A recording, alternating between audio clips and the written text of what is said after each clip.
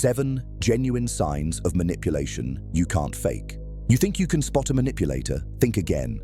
Most people are blind. They see the mask, not the puppeteer. They hear the words, not the strings being pulled. And that's exactly how they want it. Machiavelli didn't write The Prince to teach morality. He wrote it to reveal power as it truly is, naked, calculated, and without apology. Today, I'm going to show you the 7 signs of manipulation you can't fake. Not the obvious ones, the real ones, the ones that separate the pretenders from the masters. Why? Because knowledge is the only shield in a world full of wolves. And if you're watching Mental Fort, you're not here to be prey. Drop "I see the game" in the comments if you're ready to level up. Sign number 1, the strategic pause. First sign, the strategic pause. A true manipulator never rushes. They weaponize silence. When you speak, they wait. Not because they're thinking, they already know what they'll say. They've rehearsed this conversation in their mind 100 times before you even opened your mouth. They pause to watch you squirm, to see if you'll fill the void, to gauge your desperation, to measure exactly how much control they have over your emotional state. Amateurs talk too much. They explain, they justify, they overshare. They show their cards because they can't handle the tension of silence. The Machiavellian, they let the silence do the work. Because silence creates discomfort, and discomfort makes people reveal themselves. It makes them confess things they never intended to say. It makes them negotiate against themselves. Think about the last time someone paused just a second too long before responding to you. That wasn't hesitation, that was calculation. They were watching your micro-expressions, reading your body language, determining whether you were lying, desperate, or vulnerable. In that pause, they gathered more information than most people collect in an entire conversation. Watch for this. Someone who speaks less than you'd expect, but controls more than they should. They're not quiet because they're shy. They're not reserved because they lack confidence. They're listening, cataloging your weaknesses, building a detailed map of your psychology. Every word you say in their silence is a piece of intelligence they'll use later. The amateur fills every gap with noise. The master fills every gap with observation. Here's what makes this sign impossible to fake. Genuine strategic silence requires absolute emotional control. The pretender gets uncomfortable. Their eyes dart. They fidget. They break. But the real manipulator, they could sit in that silence for hours. Their face reveals nothing. Their breathing stays steady.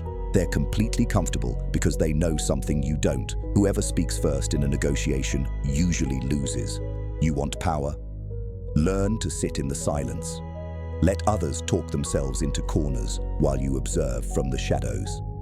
Let them reveal their hand while you keep yours close to your chest. Master the pause, and you master the psychology of dominance. This isn't about being rude, it's about being strategic. It's about understanding that sometimes the most powerful thing you can say is absolutely nothing at all. Drop "silence is power" if this is hitting different. Sign number 2, controlled emotional displays. Second sign, controlled emotional displays. You think that person broke down crying in front of you spontaneously? Think again. They knew exactly what tears would do to your defenses. They understood that human beings are hardwired to respond to emotional displays. We drop our guard when we see someone being real. But here's the cold truth. The most dangerous people are the ones who can turn emotions on and off like a faucet. Machiavelli wrote that a prince must learn to be both lion and fox. The lion uses force, the fox uses cunning, but both require masks. Both require the ability to show one face while wearing another. The Machiavellian knows this instinctively. They study your emotional triggers the way a locksmith studies locks. And once they know what opens you up, they use it, repeatedly, without mercy. The faker reveals themselves through inconsistency. Their emotional displays don't match the situation. They overact. They push too hard. They show anger when calm would be more effective, or they show weakness when strength is called for. The true manipulator, their emotions always serve a strategic purpose. Nothing is wasted. Nothing is accidental. Here's what separates the real from the pretender. Micro-expressions. The genuine manipulator has trained themselves to control even the involuntary flickers that cross their face. They've spent years in front of mirrors. They've studied actors, poker players, and psychologists. They know that a genuine smile involves the eyes, so they've learned to fake that too. They understand that body language speaks louder than words, so they've mastered their physical presence. But here's their tell, and pay attention because this is crucial. The true Machiavellian's emotions never compromise their objectives, ever. You'll never see them lose control in a way that damages their position. Their anger is always productive, their sadness always strategic, their joy always purposeful. Every feeling is a tool in service of an outcome. The weak are controlled by their emotions. The average person tries to hide their emotions. The master directs their emotions like a conductor leading an orchestra, each note played at precisely the right moment to create the symphony they've already composed in their mind. This is what it means to have emotional intelligence weaponized. This is power in its purest psychological form. And once you see it, you'll never look at emotional displays the same way again. You think you're immune? You're not. None of us are. But awareness is the first step to defense. Sign number 3, the information asymmetry. Third sign, the information asymmetry. Here's a law of power that never fails. Whoever has more information wins, always. The Machiavellian understands this at a cellular level. They're not just gathering information, they're creating an intelligence empire while you're not even aware you're being studied. Notice how the master manipulator asks questions, lots of them. They seem genuinely interested in you. They remember details about your life that even your close friends forget. They ask about your childhood, your dreams, your fears, your relationships. And you feel seen, you feel understood. You open up because finally, here's someone who actually listens. Wrong. They're not listening because they care. They're listening because information is ammunition. Every story you tell, every detail you share, every vulnerability you reveal, they're filing it away in a mental database they'll access the moment they need leverage over you. And here's the beautiful cruelty of it. You gave it to them willingly. You thought you were bonding. They were building a weapons cache. Watch this pattern closely. The manipulator knows everything about you, but you know almost nothing about them. You talk for hours, you share your secrets, you reveal your wounds, and somehow, by the end of the conversation, you realize they've told you absolutely nothing of substance about themselves. They've shared surface-level details, generic stories, curated glimpses of a life that may not even exist. But you've handed them the blueprint to your psychology. This isn't accidental. This is calculated asymmetry. Sun Tzu said, "Know your enemy and know yourself, and you need not fear the result of 100 battles." The Machiavellian took that lesson and turned it into an art form. They know you better than you know yourself, but you don't know them at all. And that imbalance, that's how they maintain control. The faker reveals themselves by oversharing. They try to create false intimacy by dumping their life story on you. They think that vulnerability equals connection. The true manipulator knows better. They share just enough to seem human, just enough to seem trustworthy, but never enough to give you actual power over them. Here's the mechanism. They trade low-value information for high-value intelligence. They tell you about their weekend plans, meaningless. You tell them about your troubled marriage, invaluable. They mention they like coffee, irrelevant. You mention you're in debt, leverage. Every exchange is unequal, but you never notice because they make you feel so comfortable. And the most dangerous part, they remember everything. That thing you mentioned 6 months ago in passing, they remember. That insecurity you revealed when you'd had too much to drink, catalogued. That person you mentioned having conflict with, noted. They're building a psychological profile of you that's more accurate than anything a therapist could compile. Stop talking, start listening, and never ever give someone the complete map to your soul. Comment, "I guard my intel," if you're starting to see the matrix.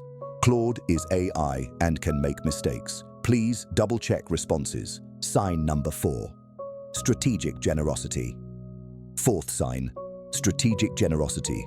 This one's going to hurt because it destroys one of your most comfortable illusions, that kindness is always genuine. It's not. Sometimes generosity is the sharpest blade in the manipulator's arsenal, and the cut is so clean you don't even feel it until you're already bleeding. The Machiavellian gives. Oh, they give beautifully. They're helpful, they're generous, they remember your birthday, They offer favors before you even ask. They seem selfless, almost angelic in their willingness to support you. And you? You feel grateful. You feel indebted. You feel like you owe them something. Congratulations, you've been hooked. Robert Greene wrote about this in The 48 Laws of Power. Use selective honesty and generosity to disarm your victim. The master manipulator knows that people trust those who've helped them. It's hardwired into our psychology. Reciprocity is one of the most powerful social principles that exists. Give someone something, and they feel compelled to give back. It's not conscious, it's instinctual. Watch for this pattern. Someone who gives you things you didn't ask for, then later asks for things you can't refuse. They bought you lunch 3 times. Now they need a favor that compromises your integrity.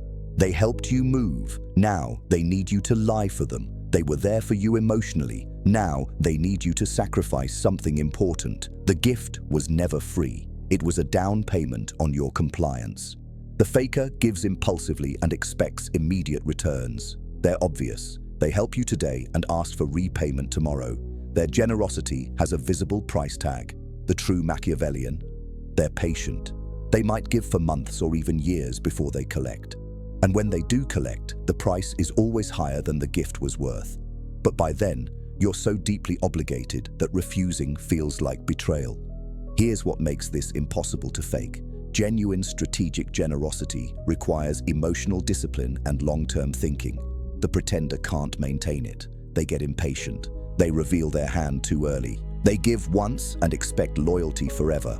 The master, they build slowly. They create a foundation of obligation so strong that you feel guilty even thinking about saying no to them. And here's the most sophisticated level. They give you things that make you dependent on them, not just material things. Access, connections, opportunities, emotional support. They position themselves as indispensable to your life. They become the person you can't function without. And once you believe that, they own you. This doesn't mean all generosity is manipulation, but here's your test. Can you say no to this person without feeling crushing guilt? Can you refuse their help without feeling like you're betraying them? Can you walk away from the relationship without feeling like you owe them something? If the answer is no to any of these, you're not in a relationship. You're in a debt structure. Real generosity expects nothing. Strategic generosity expects everything, but makes you think it expects nothing. That's the difference between a gift and a trap. One comes from abundance, the other comes from calculation. The wise accept help carefully. The fool accepts everything and wonders why they're no longer free. Type, I owe nothing if you're seeing this clearly now.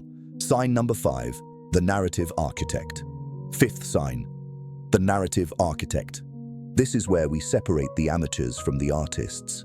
Anyone can lie. Children lie. Drunk people lie. Incompetent criminals lie. But the master manipulator doesn't lie. They construct realities. They don't tell you a different story. They make you believe you're living in a different world entirely.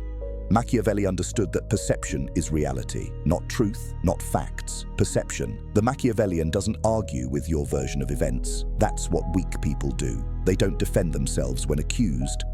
That's what guilty people do. Instead, they reframe the entire narrative so smoothly that you question your own memory. They architect a story so compelling that you abandon your truth for theirs. Watch this closely. The master manipulator controls the story everyone tells, not just their story, everyone's story. They're the one who defines what happened in that meeting. They're the one who explains what someone really meant when they said something. They're the one who provides context that changes everything, and somehow their version always makes them look reasonable, misunderstood, or even victimized. This is gaslighting elevated to an art form, but it's more sophisticated than simple denial. They don't say, that didn't happen. They say, that happened, but here's what you didn't see. They add details that can't be verified. They introduce ambiguity where there was clarity. They create doubt where you had certainty. And they do it so skillfully that you start questioning whether you really saw what you saw, heard what you heard, felt what you felt. Here's the mechanism. They tell a story that's 70% true and 30% fiction, but that 30% changes everything. The facts are there. The timeline is mostly accurate. But the motivations they assign, the intentions they claim, the context they provide, that's all manufactured. And because most of it is true, you accept the parts that aren't. The faker contradicts themselves. They can't keep their story straight. Their lies have visible seams. They change details when pressed. The true narrative architect? Their story is airtight. They've thought through every angle. They've anticipated every question. They've rehearsed it so many times that they believe it themselves. And that belief, that's what sells it. They're not lying. They're performing a reality they've convinced themselves is true. But here's where it gets truly dangerous. They don't just control the narrative about events. They control the narrative about you. They define who you are to other people. Oh, Sarah's going through a tough time. She's not herself. John's always been a bit paranoid. Lisa tends to overreact. They plant seeds. They craft your reputation. They control how others interpret your behavior before you even enter the room. This is why Machiavelli said it's better to be feared than loved, because love depends on others' perception, and perception can be manipulated. The narrative architect knows this. They manage their image obsessively. They control the information flow. They have different versions of themselves for different audiences. And all of those versions serve the same purpose: maintaining power. Watch for someone who's always explaining other people's behavior, always providing context, always adding nuance that somehow benefits them. They're not being thoughtful, they're being strategic. They're training you to see the world through their lens. And once you do, they've won. Here's what makes this sign impossible to fake. True narrative architecture requires an extraordinary memory and total consistency across time and audiences. The pretender messes up. They tell one person one thing and another person something different. Their stories have holes. The master? They've built a universe, and every detail supports every other detail. Their reality is internally consistent even if it's externally false. And the most terrifying part, they're so good at it that even when you catch them, even when you have proof, they'll construct a narrative that makes you look like the problem. They'll frame your evidence as misunderstanding, your proof as paranoia, your truth as delusion. They don't just win arguments, they rewrite history while you're standing in it.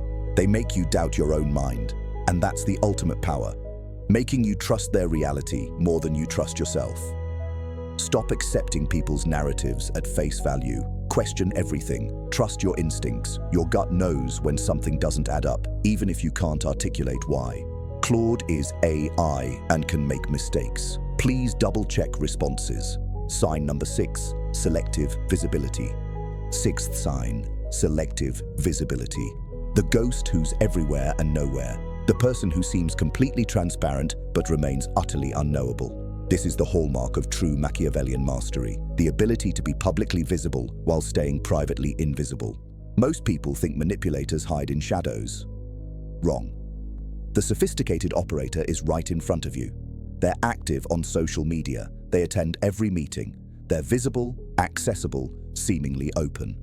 But here's the trick. You only see what they want you to see. Their visibility is curated. Their accessibility is controlled. Their openness is an illusion so perfect that you never realize you're looking at a hologram. The master manipulator understands a principle that most people miss. The best place to hide is in plain sight. They don't avoid attention, they direct it. They show you their left hand while the right hand does the real work. They give you access to the parts of their life that don't matter while protecting the parts that do. And you feel like you know them because you see them constantly, but you don't know them at all. Watch this pattern. Someone who shares constantly but reveals nothing. They post on social media every day. Pictures, thoughts, updates. They seem like an open book. But look closer. What are they actually sharing? Surface-level content. Curated moments, carefully staged glimpses of a life that might be completely fabricated. The real decisions, the real relationships, the real moves they're making, invisible. In business, this is the executive who's in every meeting but never shows their hand. In relationships, this is the person who talks for hours but never tells you what they actually feel. In social circles, this is the friend who knows everyone's secrets but never shares their own. They're the center of information flow, but the information only flows one way, toward them, never from them. The faker tries to be mysterious by being absent. They think scarcity creates value. They disappear and expect you to chase them. It's obvious, it's desperate. The true Machiavellian does the opposite. They're omnipresent, but opaque. They're at every dinner, every party, every gathering. They're responsive, they're engaged. But somehow, after years of knowing them, you realize you have no idea who they really are. Here's the sophisticated mechanism. They control their image across all platforms. They're not just managing one persona, they're managing multiple personas simultaneously, each calibrated for a specific audience. Their family sees one version, their colleagues see another, their friends see a third. And none of these versions are complete. Each one shows just enough to seem authentic while hiding the totality of who they are. This requires something most people don't have: iron discipline. The pretender slips up. They forget which story they told to which person. They let their mask crack under pressure. The master, they never break character. They've internalized their personas so completely that switching between them is seamless. They know exactly what each person knows about them and what they don't. They manage information flow like an intelligence agency manages classified data. Machiavelli wrote that a prince must appear to have virtuous qualities even if he doesn't possess them. This is selective visibility in its essence. Show the qualities that serve you. Hide the qualities that don't. Let people see your strength, but never your fear. Let them see your confidence, but never your doubt. Let them see your success, but never the manipulation that created it. Watch for this. Someone who's always available, but never vulnerable. Someone who listens to everyone, but confides in no one. Someone who's transparent about trivial things, but opaque about anything that matters. They'll tell you what they had for breakfast, but never what keeps them up at night. They'll share their opinions on movies, but never their actual ambitions. And here's the darkest aspect. They use your visibility against you. While they remain hidden, they encourage you to overshare. They create environments where others expose themselves. Social gatherings, team-building exercises, authentic conversations. They position themselves as trustworthy confidants, and while everyone else is revealing their cards, the Machiavellian is taking notes. The wise understand this. Privacy is power. Mystery is magnetic, and the person who reveals nothing while appearing to reveal everything holds the ultimate advantage. They can see you completely, but you can't see them at all. Drop "I control my image" if you understand the power of selective visibility. So there they are. The 7 genuine signs of manipulation you can't fake. The strategic pause, controlled emotional displays, information asymmetry, strategic generosity, the narrative architect, selective visibility, and plausible deniability mastery. Now you know what to look for. Now you understand the game. But here's the question that matters. What are you going to do with this knowledge? Because awareness without action is just entertainment. You can watch this video, nod your head, feel enlightened for 5 minutes, and then go right back to being manipulated. Or you can take this understanding and forge yourself into something untouchable. Machiavelli didn't write his lessons to create victims. He wrote them to create princes. Men and women who understood power in its rawest form. People who refused to be naive in a world that punishes naivety without mercy. You now have the map. The question is whether you have the courage to use it. Here's your path forward. Start observing. Watch the people in your life through this new lens.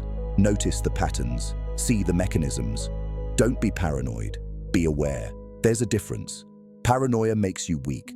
Awareness makes you sharp.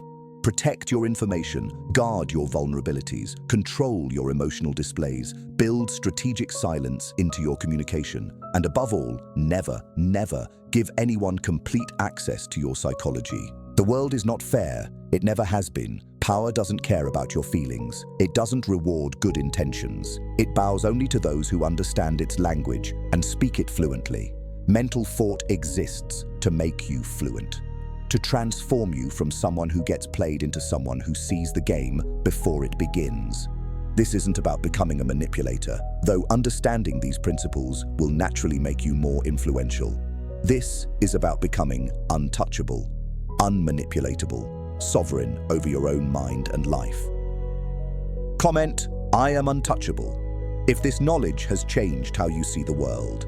And if you want more content like this, raw, unfiltered truth about power, psychology, and human nature, hit that like button, subscribe to Mental Fort, turn on notifications, because we're building an army of people who refuse to be pawns in someone else's game. The weak stay blind, the strong see clearly. Which one are you going to be? I'll see you in the next one. Stay sharp. Claude is AI and can make mistakes. Please double-check responses.